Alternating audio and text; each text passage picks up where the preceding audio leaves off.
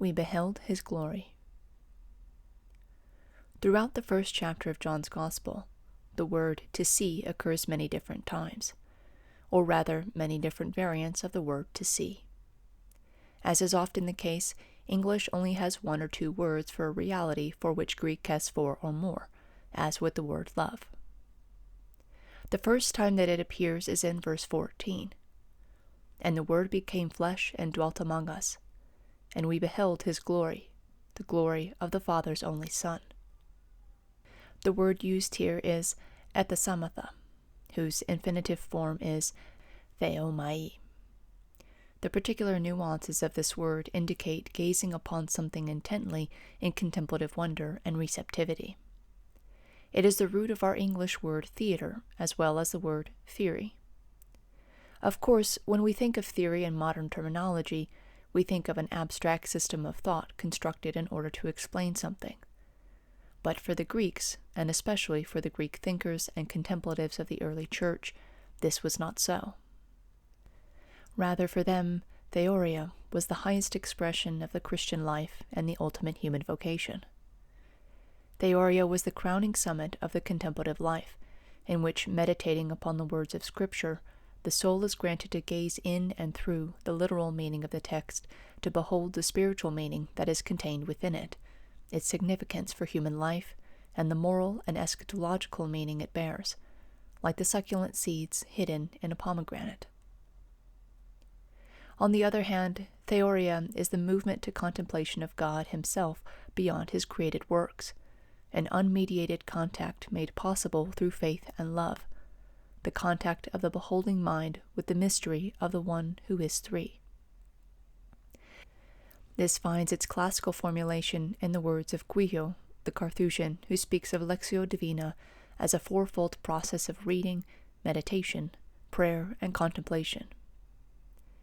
The Latin terms for these are lectio, meditatio, oratio, and contemplatio. In this there is a progressive simplification and deepening of the heart's converse with God, as it seeks its beloved through reading the words of Scripture, lectio, then through reflecting on them in the mind and heart, meditatio, through speaking with God and listening to him in a loving dialogue, oratio, and finally in resting in the impalpable mystery of his embrace, in a beholding silence in which the heart itself is beheld and grasped by love, contemplatio. And these stages are not strictly delineated, but rather interpenetrate and harmonize, for in every time of prayer, and throughout life, all four coexist, one leading into the other and then returning anew, like the ceaseless respiration of a single dance of love between God and his beloved child. There is a tendency in the spiritual tradition, however, to draw a sharp delineating line between the earlier stages and the later, between true theoria of God and all knowledge mediated by created things. Created things only exist, in this understanding, in order to be stepping stones toward contemplation of God in unmediated contemplative awareness, or even exist as stumbling blocks to be overcome and stripped away through a progressive purification of the heart. Now, a purification of the heart's relationship with created things is indeed important, and the capacity to perceive God in and through created things depends upon freedom and purity of heart. But this is emphatically not a purification away from created things themselves, but only of my own disordered and possessive way of clinging to them, which blinds me to their authentic beauty and goodness. It should be clear by now that I do not believe that there is a dichotomy and incompatibility between contemplation of God in creation and contemplation of God beyond creation, even if they are not identical and the one leads into the other. God is found both within his creation and beyond it, and the more my heart authentically engages in true contemplation of the beauty and meaning of creation, of the inscape at the heart of all things, the more I am in touch with God himself, and the more my heart reaches out in faith to touch God in the mysterious darkness of loving contemplation, the more my heart also becomes capable of seeing, reverencing, and contemplating the authentic beauty of all created things.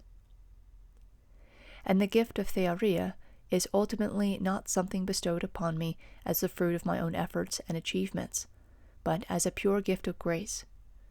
And indeed it is given to the little and childlike of heart, already a mystery placed in our hands and our hearts from the moment of our baptism. All that is necessary is to open ourselves to welcome it and receive it, and to let God do as He wills in our unique life journey, cradled always in His perfect knowledge and love. This is clear in the text of the Gospel. Notice the object of our theoria. It is God Himself incarnate in the flesh and the life of Jesus Christ. This is the great inscape of God's presence and beauty among us, the space in which we can reach out and touch the very burning furnace of the Trinity's love. As verse 18 says, "No one has ever seen God, the only begotten Son, Himself God, who is in the bosom of the Father, He has made Him known."